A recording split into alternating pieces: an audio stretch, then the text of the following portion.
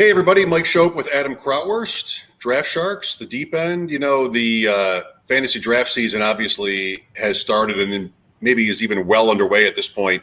So if you're in the shallow end, I mean, you are playing fantasy football. But that expo over the weekend, they're talking like 500 people were there, maybe more. We have to recap that. We'll talk about some other high-stakes tournaments and strategies as well tonight. This is the deep end.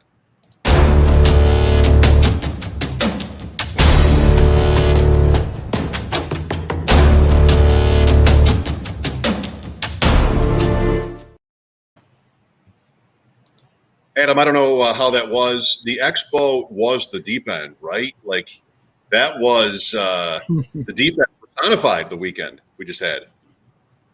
Yeah, that was a lot of fun. You know, I met a lot of people that I hadn't met yet. You know, Darren Armani, met him in person. Fantasy Mojo. You know, Billy Musio. Some people I had already met. But yeah, it was just really cool to kind of meet all those guys and ladies in person. And yeah, there was probably around 500 people there. Great show that they put on over there. I can't wait to go back next year. And well done by everybody there. We got to see the Pro Football Hall of Fame as well. That's a great fit. The Hall of Fame in Canton with this event put on by Bob Lung. And I echo everybody's sentiments who was there, many of whom have said so publicly, just a tremendous effort by him. There were interesting panel discussions, the party on Saturday night on a perfect night. Darren Armani, who you mentioned, rode up the weekend, and we're both pictured there if you need more of our faces. Really just a tremendous, tremendous time. And the Hall of Fame, you got to see one of the great Hall of Famers of all time honored, and that's Mike Evans in Canton. Absolutely. I mean, you know, soon it's going to be about 10 years from now. I'm going to go for. I didn't go for Jim Kelly's, but I'm going to go for Mike Evans. He's already in, apparently. Like that's right. There's more in. People are arguing all the time in sports talk. Like, who should this person be in the Hall of Fame? So many more people are actually in the confines of the Hall of Fame than you know. A cheesehead is in the Hall of Fame. I have one of those. Like anything that I can have in my basement. I don't know if that belongs in the Hall of Fame, but it is. It was really a cool place. The movie theater, the movie we watched was great, and just a tremendous weekend on all fronts. So now, Bob, I mean, I don't know, Adam, if the expo serves as any sort of a turning point or anything, but it is now like on, right? Main events are starting. We're going to talk about that with our guest in a moment. One more thing about the expo I just thought of, this shirt. So this is Scott Fishbowl 9. That was Scott Fish was there. Yeah, that was my first year in the tournament, and now it's 3.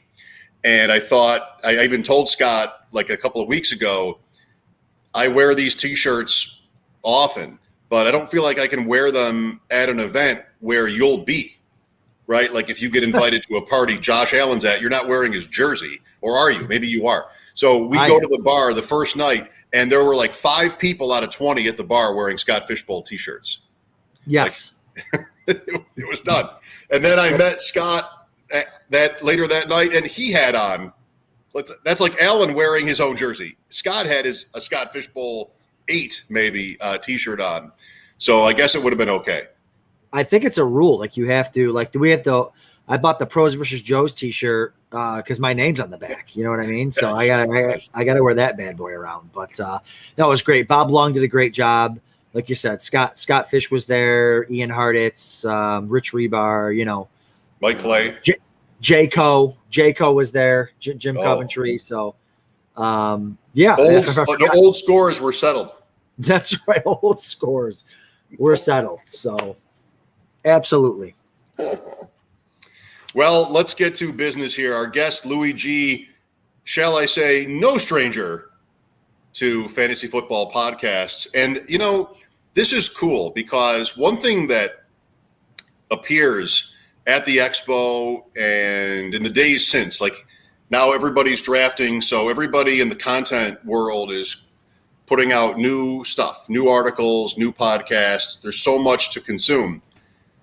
For all the coverage there is of the FFPC main event world, the football guys championship, all those high stakes, even the best ball. The best ball has just been a craze this summer with FFPC and, of course, Underdog. I never hear anybody talking about the Terminator. And we have on tonight Louie, who is no less than third overall in the Terminator last year. So, Louie, what is it? Do you think that is it as popular or less popular than it should be, or just what are you listening to me sort of driving at here? And then we'll get into some of the strategy. Yeah, well, first off, let me say I know now why you made me wait 15 minutes to get in, so you can just rub in my face the fact that you guys were at the Expo for the weekend, the Scott Fishbowl shirt. I haven't made a Scott Fishbowl. Mike was like, give me 15 minutes to just rub all the fun stuff I've done right in Louie. I mean, that hurt. Not correct. But no, the tournament is definitely less known. Last year, actually finishing third was my first year in, and I actually reached out to Chris, and Chris reached out to you guys about from FFPC about how there was no content for this. I mean, I don't know if you remember, Mike, last year, you and I was picking your brain as much as I can with decisions that came with this stuff throughout the year because you couldn't find anything. Now, I love the fact. I love any tournament or any league that's going to be tough enough where you can't go and just research it online, where you're going to have to come up with your own strategies. So this was super unique for me. I turned it out to do 4 $35 leagues to prepare for the tournament. They have cheaper leagues just to do small drafts. I finished first or second in all 4 of those. So it was a format I did well in. Really going in blind, to be perfectly honest with you. I am not going to sit here and lie and say I came in last year like super prepared for this because there was no place to go and look to see how it went. So I kind of learned on the fly. And I think, with any tournament, but especially this one, luck becomes a big thing. Yeah, no, I'm super excited to ride your coattails on this one. So you and I are doing one. Is that tomorrow night? Yeah, tomorrow night. Yep, tomorrow night. So we're doing one of those, and explain. Let me pull it up here. Explain kind of what what it is. So I'm new to this. This is my first time, but yeah, explain what basically the general rules of the Terminator Tournament. So it is a best ball tournament, 26 round best ball tournament that you're gonna. Last year, years past, what you do is you even eliminate a guy before week 1. This year, they're changing it because of the extra week that you don't have to cut a guy until after week 1 this year. Again, not a really big deal because most of these drafts, there's injuries, whatever, you get rid of a guy in the first week. Last year, my draft was, I had 3 guys. I think I had Marlon Mack, Kendrick Bourne, and I can't remember the third guy, but another guy that got injured before the season started. So my decisions were pretty easy for the first 3 weeks. After each week, you have to cut one of the guys on your team until the last week of the year, which will be this year, week 17. And the thing is at the end, your last week, you only have 10 players. You have an exact starting lineup by the end of the year. So you don't need an exact starting lineup. You don't need to you could have 2 quarterbacks going in that last week and no kickers if you want. I did not go that route. I tried to stay balanced throughout my positions, but there's definitely, especially as you get to that end, some strategy. And do you keep 2 quarterbacks around and just take the 0 at kicker or defense? And I battled with it all year, to be perfectly honest with you, the strategy behind it. I almost got lucky with injuries, if that makes sense, that it made my decisions pretty early on easy. Okay. Yeah, right. So what, and I'm sure Mike was probably about to ask this, but what do you do differently as far as strategizing for a normal best ball than you would from this tournament? Obviously, you're eliminating a player every week, but does that change your stacks? Like, are you stacking more? Are you stacking less? Are you stacking different teams? Are you worried about bye weeks? Like, explain like the different type of maybe research that would go into something like that. bye weeks are definitely something you want to factor in, like you always are. Stacks is still, to me, an important part of this tournament. My last week, the week with left 10, my quarterback was David Carr, and I had Waller. I had Ruggs and Renfro throughout the year. Ruggs ended up lasting on my team even with a not a great season. Ruggs was a week 15 cut because I just wasn't really strong at wide receiver. So, I mean, and I just kind of wanted to keep that stack going for as long as I could. So the stack was very important to me. What you're looking for in the Terminator more so than other leagues is that because you're eliminating so many players from your final roster, basically, is you're going way more upside. You can lose on a lot more players. You can get hurt on a lot more players if you're going just constant upside. So I really, the James Whites of the world aren't guys I'm going to be targeting in this tournament. I'm going to be looking for high upside rookies, guys that might move up the depth chart, backups, handcuffs, stuff like that. Who loses, Louie, in these? Like, is it maybe a little bit like guillotine, where it's you're on a weekly ledge, so to speak, where just like one injury or one dud can just ruin you? I mean, were there good teams, so to speak, in your league where you thought, like, I'm in trouble, or this team is just rock solid, and then one particular thing goes wrong and that flips it? Not really. So where you got to avoid the injuries is towards the end, right? Like, so the last few weeks, you're walking the limit of the positional minimums, the wide receivers, the running backs, quarterbacks. I chose last year to keep my quarterbacks. I think I kept 3 until like week 13 because I went 3 kind of back end QBs and was just trying to get, that one hit each week. So I was really walking the line with running back. If I remember right, I only had Montgomery, Kamara, and Damian Harris for maybe like the last 10 weeks. So if one of those guys get hurt, it's scary. So hold on. Did you roll into the finals with Montgomery and Kamara? I did. Well, that'll win you some money, right, Adam? Didn't Kamara score 6? Sure. And Montgomery crushed it in the fantasy playoffs, so that worked out. Yeah, I moved from I was from week 15. I think you're thinking of the big week was week 15. I think that they had possibly, but that I moved from like 24th to 2nd going into the last week, and then the last week I went up against 2 teams that had Diggs and Allen, and that was a game they should not have been playing against New England, and then they went out there that first half and just dominated. So I got pushed back to 3rd, but I had a really good look at first place going into that last week, especially with Waller having a huge game that week too. Adam, how does this format do for you? Like, is it one of the better ones? Is it what is it? How does it grab you?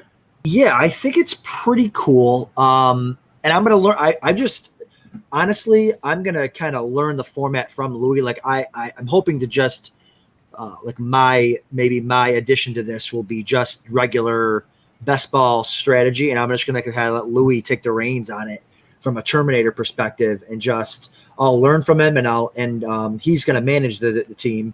So and I'm sure we'll consult week to week, but who knows? Maybe I'll fall in love with it. I mean, it's a pretty nice cash prize, a little $25,000, to first. Is that the deep end? That's the question you like. Is that the deep end, Adam? Is that? I thought maybe it might.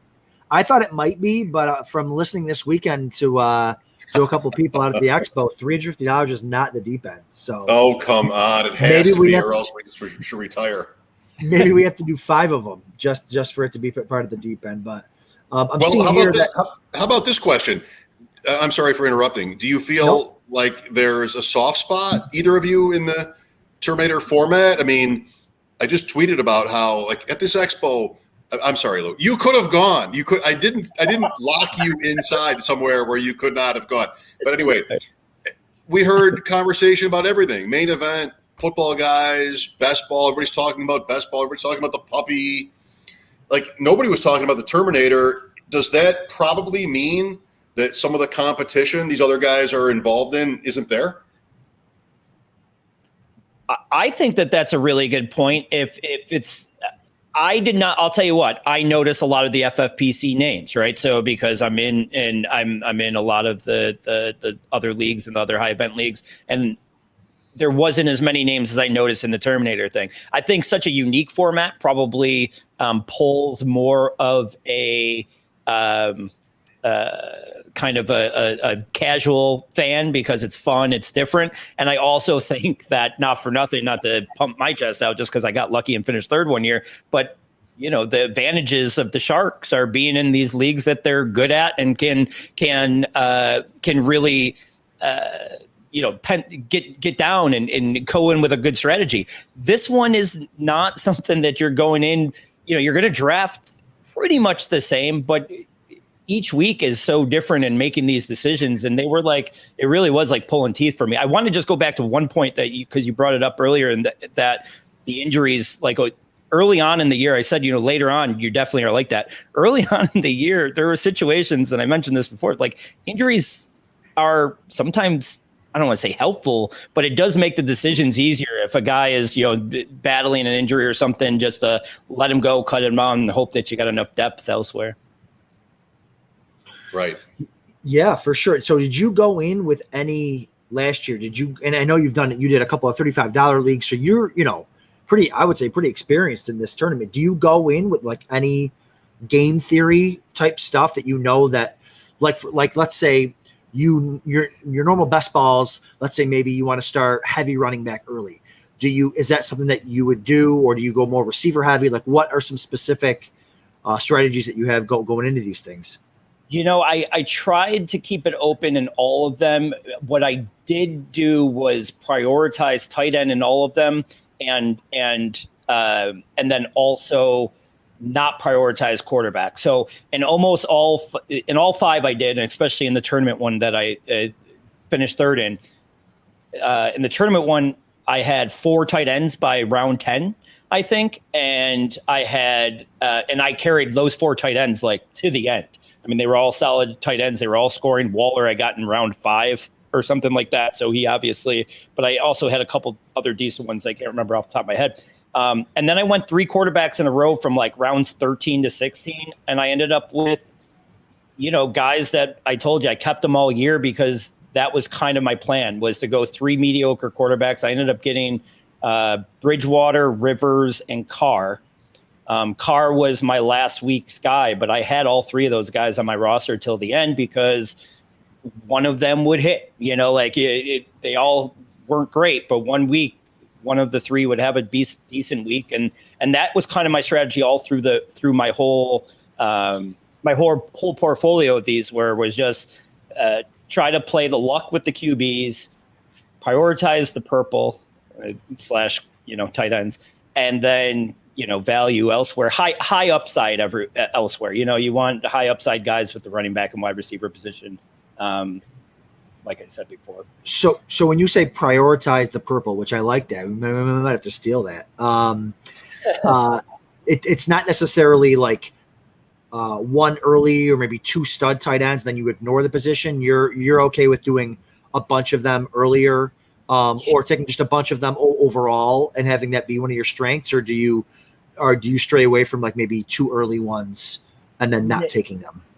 I think the one that I did last year, I ended up going 4, 5, 9, and 10. I think I went Ertz, Waller, Jonnu, and Ingram, and those were my 4. And they all had decent years. Ertz not great, or and I think he might have been the one that first got cut. He was the first one I picked, but I mean Waller, Jonnu, and the other guy ended up staying on my team most of the year because purple will score, and they take those flex spots. So where a lot of guys don't like that in regular best ball because they don't like what they're getting elsewhere. I almost won this tournament with Henry Ruggs on my team in week 15. So I don't think you need the depth, especially with the wide receiver position. If you get a decent stack going, like wide receivers, they're going to hit. They're kind of like, it's kind of like my same strategy with the 3 quarterbacks going on the back end. Is one of those guys is going to hit over their ranking each week, and you take that as long as you could until you got to make decisions later in the year. Yeah. So the deep end, AKA unlimited funds, right? Because anybody playing on the level we're talking about has just all the money in the world, of course. Do you guys have an opinion on what is the right number of teams to play, given what it costs and you're laughing already, what it costs and what the prize structure is? Anybody on that? Adam? No, are you talking about for the Terminator? Yeah.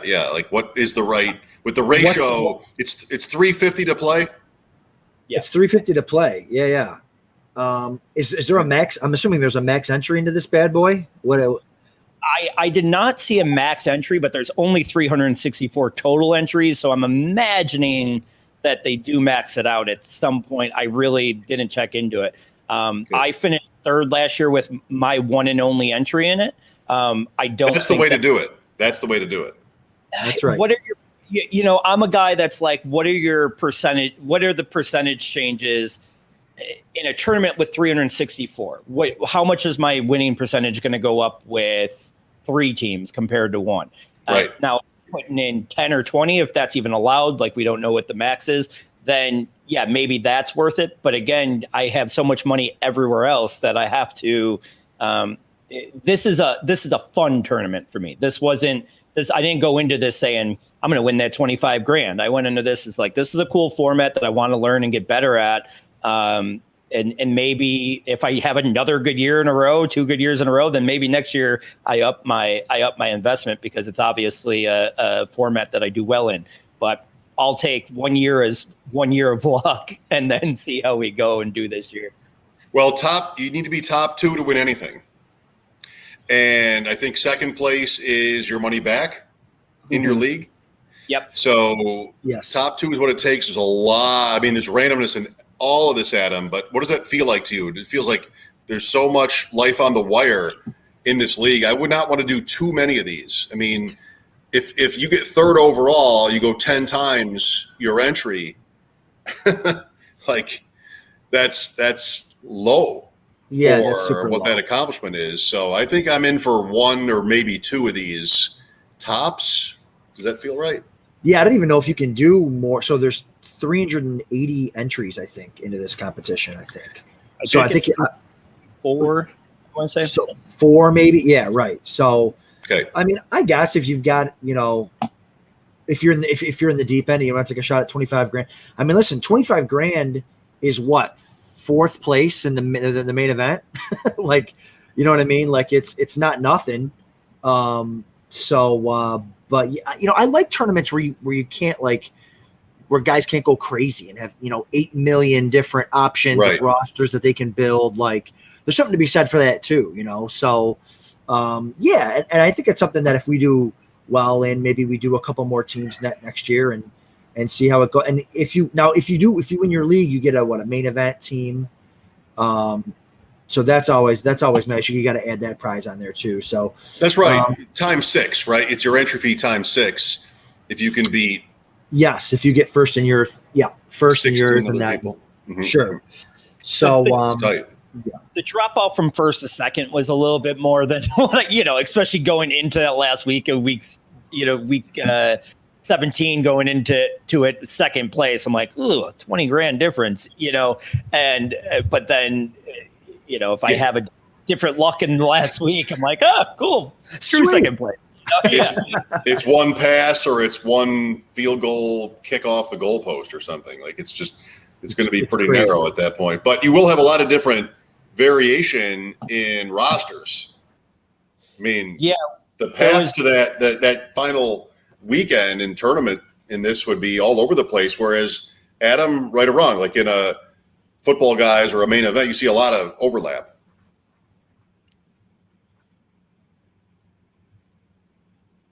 Just dumbfounded by that question. I don't blame him. It was stunningly good, right, Lou? Like you know too. Yeah.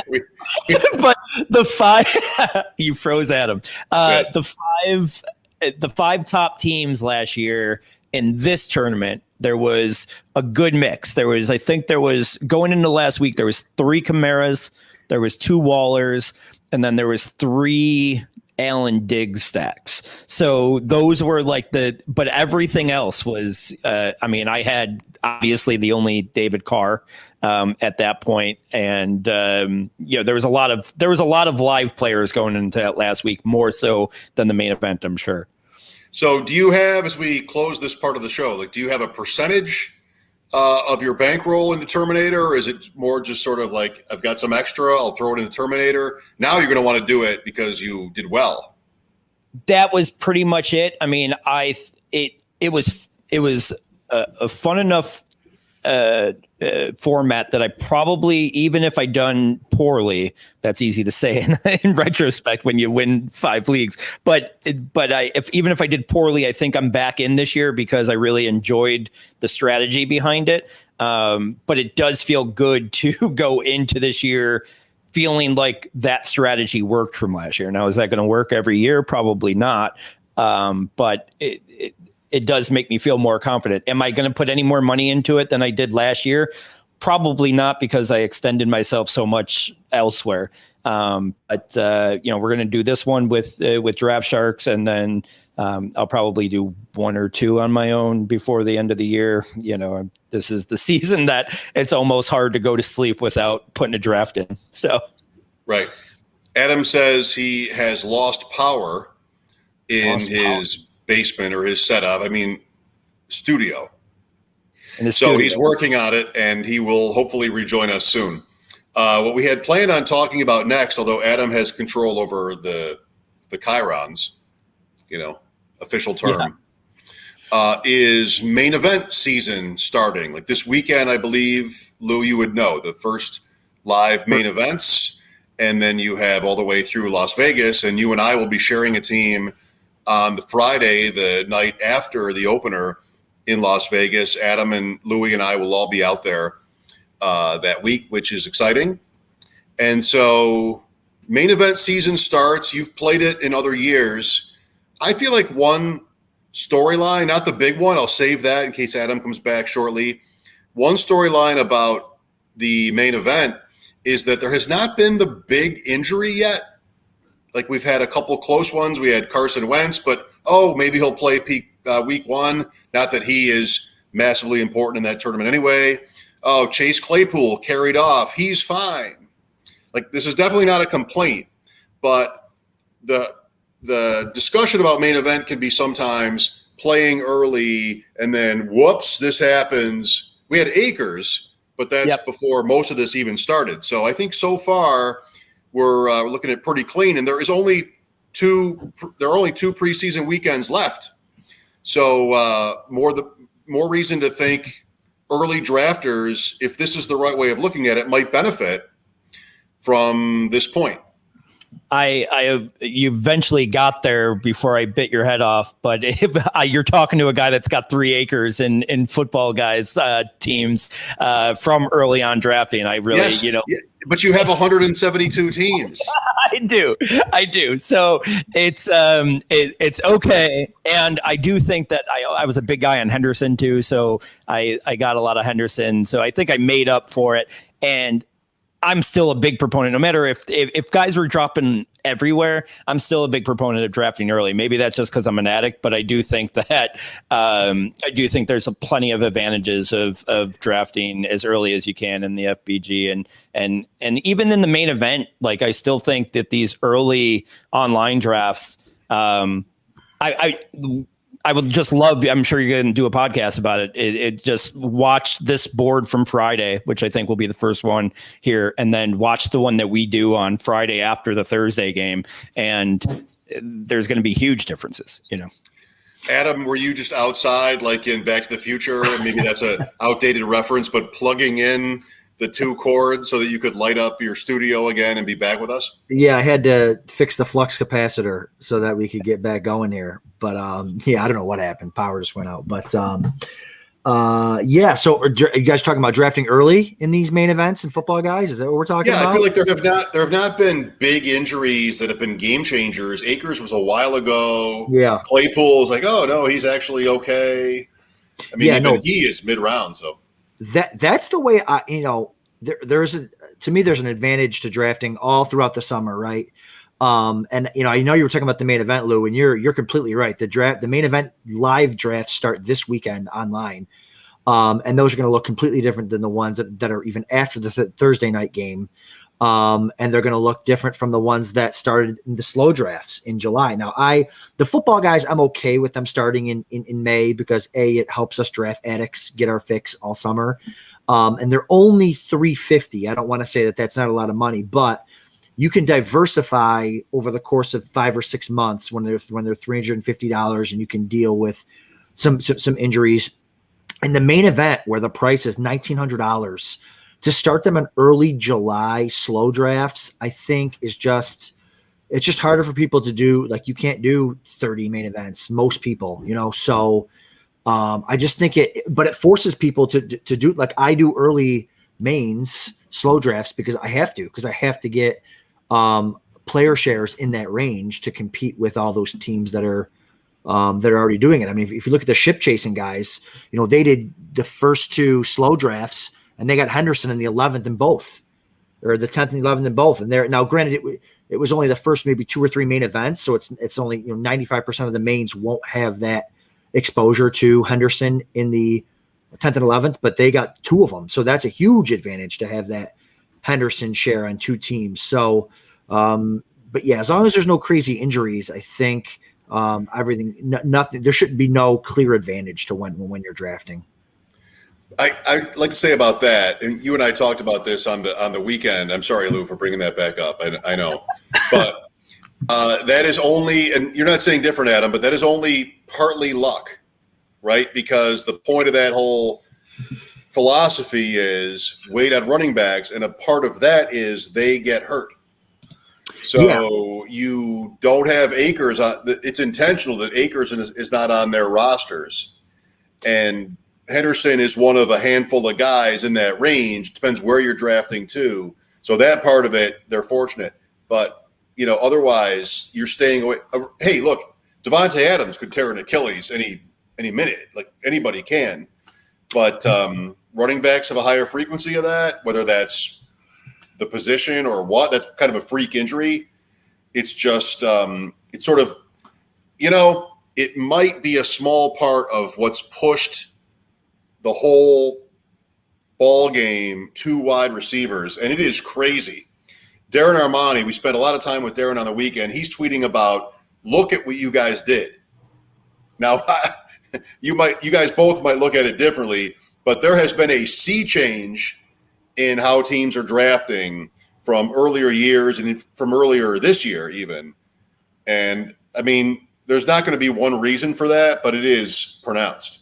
Yeah, I do want to say too, when I get in these early slow draft mains, I'm in there to hammer the handcuff running backs because you even brought up Devontae Adams. If someone takes Devontae Adams in an early main and he gets hurt, that team gets hurt by losing Devontae Adams, but no other team gets a big advantage from having Marquez Valdez-Scantling, right? I mean, what does he go up? A couple of rounds. He's not going to be a league winner. You lose a running back, Cam Akers. Not only does that owner get crushed, but the owner that has the 11th round pick of Henderson, it's now a 4th round pick. So you have one owner getting crushed, but it's not even about that owner. Forget about them. It's about the other owner that now has a loaded extra 4th round pick that nobody else in the tournament gets. So if I'm doing these early drafts, I am going towards a 0 running back build and loading up on these high upside handcuffs for if that injury hits. That's the big advantage to drafting early, is if that injury hits, your team is loaded with those handcuff backs. Then they hit and you get 8 rounds worth of leverage. So that is my strategy when I do these early slow draft mains. I love it, Lou. As long as you're not drafting Montgomery and Myles Gaskin and those guys in the middle over and over, then you're free. I totally agree with all the points you guys made, but the one contrary thing that I will say is that I'm actually surprised that because I agree with Adam saying that early on the 0 RB might work a little bit more, and it's actually surprising to see that it's getting more popular as we get closer to the season than it would.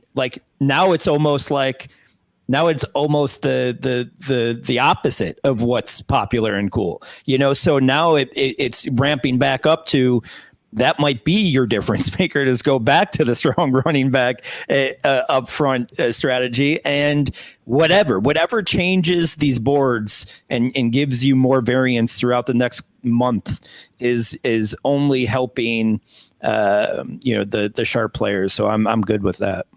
That is how cool works. That is the metric. As soon as you become cool, you're not cool. So that is exactly how that works. To wit, check out this Football Guys Championship draft I did Monday night. So I am Team 11.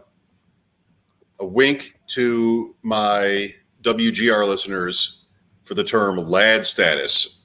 We could do another podcast on just team names, because I don't know whether I should have one name or not. Branding. Like I don't. I'm 49. I don't know if I want branding. Lad status. I'm thinking receivers are the play because I've done all the work, right? So Hill and Diggs, good. I would have taken Taylor, no chance. So then the thing goes on. Look at the yellow block, the eastern block here. Or Western, as the case may be, from rounds 3 through 5, teams 1 through 4, 5, 6, they all are stacked. One running back, team 1, team 2, team 3 in those first 5 rounds. And so the moment of crisis for me as team 11 was the 5th round, when not only was every receiver I wanted taken, every receiver I would have taken in the next round was gone. And that's when I picked Murray, which I knew immediately was like taboo, because now I'm in the 2 onesie positions early, which I feel like I know is bad. So then it's chasing after that, and then chasing after that, and that's when you feel like you're sort of in the backwash of the thing. But this is one example, maybe not the best example, of how wide receivers are just taking over the world.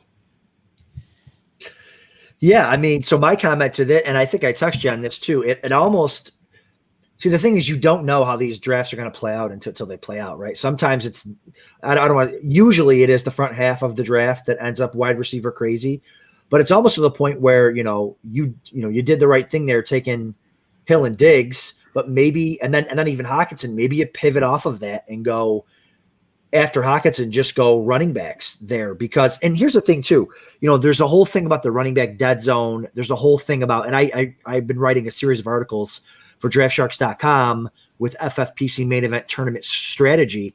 And one of them talks about how, the running backs in rounds, 3 through 6 don't score as many points as the receivers historically in rounds 3 through 6. Well, if the receivers are being pushed up so high, now the running backs are being pushed down. Now there's some opportunity there if you want to go receiver, tight end, running back, because maybe, you've got your ETNs. Even, I was listening to Sean Siegel the other day talk about like how ETNs got RB1 upside and stuff like that. And, so maybe you do go receiver, tight end, and then pound maybe 3 running backs there, because that's where the value is. And running backs are falling so far in some of these drafts now that, maybe you got 2 stud receivers, and then come back and get your Curtis Samuels and your Brandon Cooks and stuff like that. But again, you don't know, because it's all the way at the other end of the draft, right? So you don't know what these teams are going to do until it's too late. Right. I don't disagree with the philosophy. ETN goes right in front of me. Which running back would you have taken if that was the gear you were in at 5'11"? It's gross. Yeah. Oh, you mean after ETN was gone? Yeah. No, I know. He went. I like that too. I like everything about that point. And I would have taken Boyd or Anderson at 602. But who is the running back you take after him?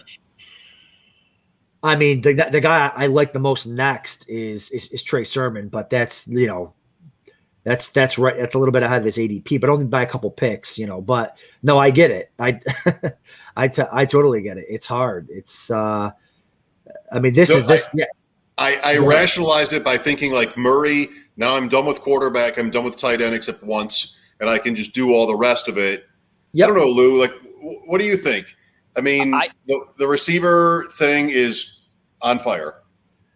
I feel strongly about what you did, like in the right direction. I am not going into these drafts and letting the other players dictate my values. So I still want to believe that I'm getting value at the other. If you're going to go on a run, especially when I'm on the end, like you are here, if you're going to make a run like that and come back to me with dog crap at running back, I'm feeling the same way. Looking at the board here, I'm going, Murray, or I might have been, even then, I'm not a big Logan Thomas guy, but I would have maybe even been tempted to go double purple there early on if maybe, say an Andrews isn't falling that far. But again, if there's a comparable, I don't hate going one of those top QBs or strong tight end there, because I'm not going to let a run on wide receivers say, okay, I need to get one now. I'll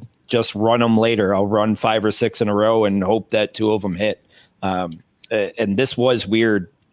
There's no way that you think you're going to come back around and, 12 wide receivers, I think, were taken before you came back. And the sick thing is too, like the guys on both sides of him took nothing but running backs, and there still wasn't receivers there. Like, Right. It's just it's crazy. And these main events, man, people go get, they don't care. They're going to take a guy around ahead of time. They're going to go get their guy. I know Mike loves when I say that, but yeah, it's Thielen's the end of that tier too, and he just went right there. And ETN's the end of the tier, and he went right there. So no, I get it. I think a part of the wide receiver craziness right now too is like it can coincide with the stack craziness. Like I think stacking is becoming like the best, almost think it's necessary to win. And I think going wide receivers early helps allow you to stack, because then you just need, one of your top guys quarterback later on. So I think that that's a big part of why these wide receivers are going a little bit more quick. And I think Mike hit it on the head earlier too, is just there's less injury risk with the wide receivers. Maybe that's fake, but at least it's believed to be. No, that's not fake. I mean, that's right. Like by position, you're okay there. Although Michael Thomas, ironically, I want to bring up him at 802.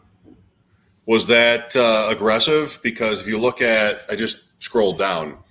We don't have to spend all night on this, but like Thomas, for me, felt like I could afford it. Yeah, I mean, Thomas, I think the right spot is anywhere after your wide receiver 4. Like because I want to start for 4 receivers for most of my teams. So I want to start 2 receivers and then 2 in the flex. And then, so anywhere after that, I'm okay with it. I wasn't high on Thomas in the 3rd round. So I don't know where you stood on Michael Thomas, Mike, before it, but so I would still, I'm probably not going to get him is what I'm trying to say, because there's probably other people higher on him than I am. But I think anywhere after your wide receiver 4, I think it's fine. Well, I was nowhere on him because I know I never had him on any team, so that was fine. Christian Kirk for the stack in round 16. Of course. All right, Lou, before we let you go, does this pivot back in 3 weeks? We talked about already how you go to Vegas and the boards look different. This is an FBG board, but does this sort of swing back the other way now? Has it gone to the limit, the receiver thing? I think that it has. I think you'll see here over the next few weeks, guys starting to go back into the strong running backs, and then I think what's going to happen here is like when a few of these situations kind of see themselves through during the preseason. Fournette, yep. Jones. Bernard, I think, is someone you got to consider there now. And the Detroit, it's the Detroit thing. And there's just a lot of just kind of uncertainty everywhere around. And some of this is going to be like preseason hype. You're going to see that second guy come in and have a great game and get overdrafted. But this is what this whole season's about, right? Like this whole time of year is like trying to sift through that bullshit and figure out what's real and what's going to be, what's fake.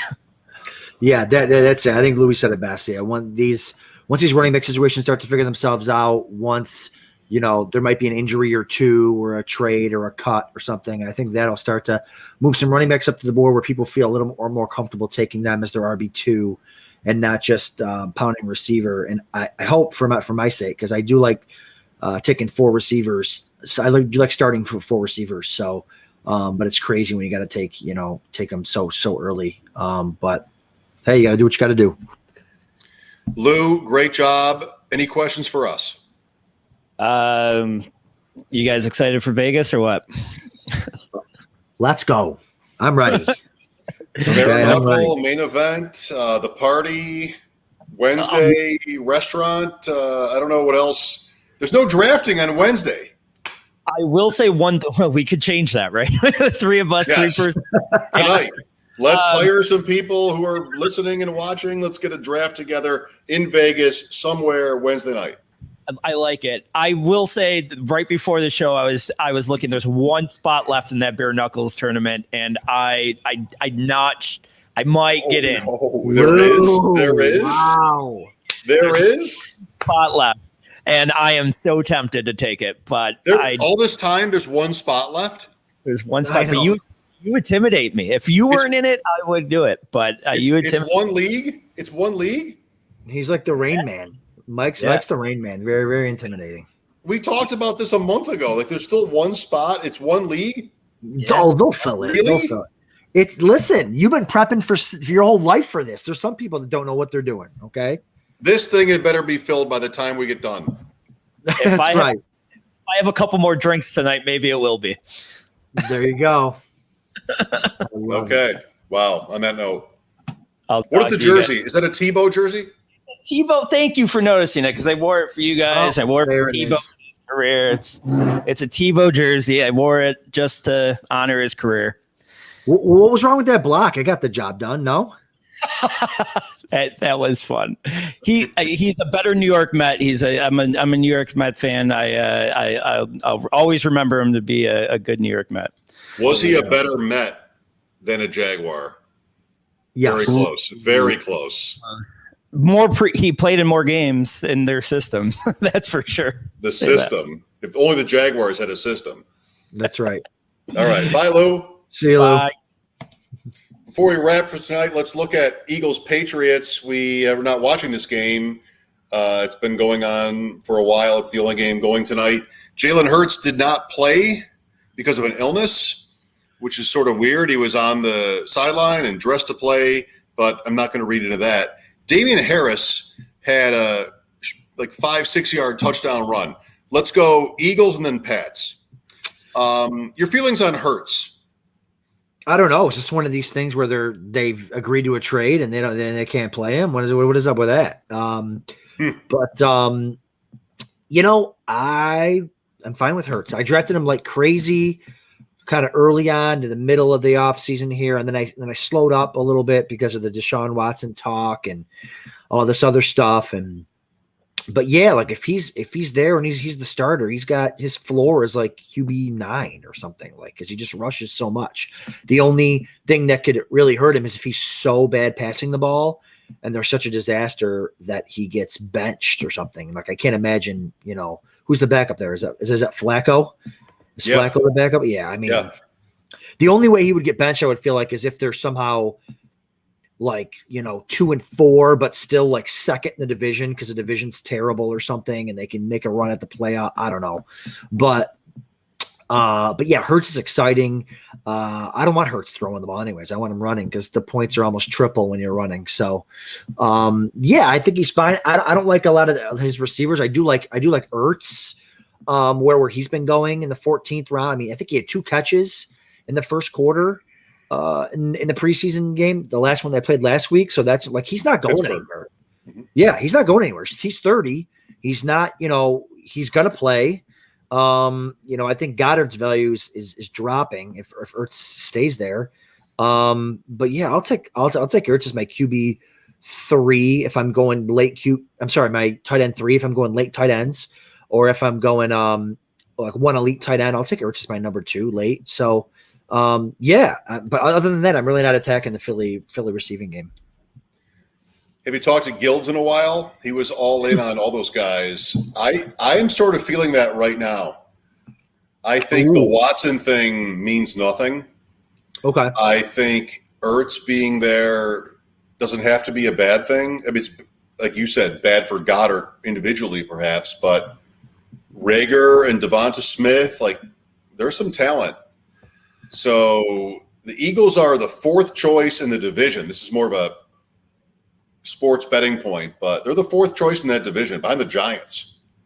Like, that is gross. And that GM, Roseman, who gets all this grief for different moves, anything unconventional gets yelled at. You really want to back Dave Gettleman over Roseman?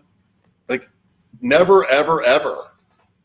So I'm announcing it right here. I am on Philadelphia. The deep end has already had a guest, the Guilds, who's on Philadelphia. I am also on Philadelphia starting tonight. I don't know about Sanders because of the goal line thing. It's a little bit of Josh Allen and Moss, but I am on the rest of it. I mean, maybe Goddard is soft right now because of the wind is blowing toward Ertz and, negative toward Philly. I'm going to have to draft tonight and just pound Philadelphia. Yeah. I hope Guilds got his share because me and Jared and Guilds have a live main event that we're streaming Sunday night. So I'm hoping he got his share of Philly because I'm going to have to use my vote against all those guys. I mean, I would take Sanders at the right price, maybe at the 4 or 5 turn, but no, I can't do rookie Devonta Smith. I can't do rookie receiver in a passing game where Devonta Smith's been hurt and the quarterback was historically inaccurate last year. I can't. Like Allen, you mean? Don't like say Allen? it. Don't say it. Okay. I knew you were going to say that. Anytime anybody mentions historically, it's coming. Well, people confuse inaccuracy with poor decision making. Those are 2 different things. Okay. Yeah. But yeah. So I don't know. I mean, I think he's going like a 7th round, and no, I'll take other guys there. But yeah, no. Listen, do your thing, and I mean, so who else are you on there? So you're Goddard's fading a little bit. I mean, are you I do have Rager. I have Rager in like the 14th round in a bunch of places. That I could buy. You and I have a team with him. Yes. That and Hurt, is that the same team we have Hurts on? Or no, we don't have Hurts. We have Fields. Yeah. That is pros versus Joes. We have Fields and Stafford, but we have Rager on that team. I'm not sure he's independently great, but there's room there. And my thing is, what are people saying and who are the people saying it? And I feel like with Philadelphia, it's gone way too far. Like, they're in the ditch right now. Probably on ESPN and, whatever, message boards. So I want to be on that. Like, that's value is the ball game, finding value and how do you find it? That's one way to do it. So I'm on Philly. And New England is Damian Harris had a touchdown today. Do you have any interesting hot take on the Patriot running backs? Yeah, I just do what I normally do. I take the cheapest one, and I've been taking Ramondre Stevenson. I took him a ton early, and then I heard, and then training camp started, and the coaches said he was playing terrible, and then he popped a 70-yard touchdown run. Granted, it was against in the 4th quarter or whatever. 91. There you go. But what's the difference? That's right. 91. Wow. Were we at the Expo during that? Is that how I missed those 14 yards? Yeah. Sorry, Louie. Maybe. But sorry, Lou. But yeah, it was. Yes. He comes back on. He pops back on the screen. He's like, "You guys, give it up. Relax. I'm sorry I couldn't go." If I knew if he had his mic on right now, I'd pop him in. But, who knows? But yeah, it was. So flashes, man. I keep hearing that Sony Michel might be the starter there. I think Michel's going to be cut. Like, I just don't like. What are they doing with him? He's degenerative knee. Like, how long are we going to play that game? So I'm avoiding Michel and Harris. I've got some James White as the pass catcher. We need Mac Jones for that to happen, though. And then I've got some Ramondre Stevenson. You and I have Stevenson as well, and I'm fine there, but I feel like Harris has potential, real potential, and especially if no Newton. So that is he's one of those guys, 8, 9, 10, maybe higher now, maybe like 7, 6, 7 now, Davian Harris. But I'm certainly not afraid of that at this point. Sony Michel, don't care. James White, the quarterback's wrong. The offense is wrong for me. Stevenson is random. That run he had against Washington at that stage of that game could have happened any player, anytime. Like, it does not tell me anything new about Stevenson. I don't want to be – I'm not pessimistic on him, but it doesn't change anything for me. So, Harris. And, tonight's not the night to draft him because he scored. It's a goal line carry, and so we want to be careful on that. But who was at quarterback? Did Newton. you know? Newton. Interesting. Okay. And Newton threw a touchdown pass to Jacoby Myers later in that game. Wow. And Myers was good when he played. I thought he was impressive. They did a lot to address that. The skills were so weak on New England, but I think Myers has some life. And in the bare knuckle, let's close with this. In the bare knuckle, you and I, whether Louie joins or not, I'm sure somebody else already has at this point. Myers is, of course he's being drafted, but he goes in that range right before teams are starting to draft kickers because they're afraid they're not going to remember which bye weeks kickers and defenses have because it's late. Right. It's going to be, 10 o'clock Pacific at that point. That's right. Yeah, no, I'm not. I do like Jonnu. Jonnu's a guy, and I did like Henry, and I actually like the dip on Henry I'm getting right now. So I've been taking him a little bit more actually, just because he'll be healthy eventually, just to get hurt again. So I don't mind taking him, but yeah, I think that they want to build around those tight ends. They want to pass through those tight ends, and so I just can't imagine when I would ever start a Patriots receiver the way I build my teams with like six receivers by round 11. So, but crazier things have happened. Well, you got your power back. That's the big success story of the night. Huge. Let's wrap it up. When are we going to be on next? Do you want to go Monday to recap the preseason or another night? What are you thinking? No, let's go. Let's go Monday. And then I leave for Kentucky Friday morning. So maybe we'll talk a little Kentucky strategy, KFFSC. I'll be out there drafting with those big guns. The Chasing the Helmet podcast. We got Chad Schrader will be out there. A bunch of other guys. I'm forgetting their names right now, but yeah, that'll be fun. So we'll talk some Kentucky next week, and we'll recap week 2 of the preseason. All right. Thanks, everybody. Good luck in your tournaments. Keep in touch. Mike Shope, Adam Krautwurst. We'll see you Monday, not that far off after a long weekend. We'll be back here on the deep end. Thank you. See you guys.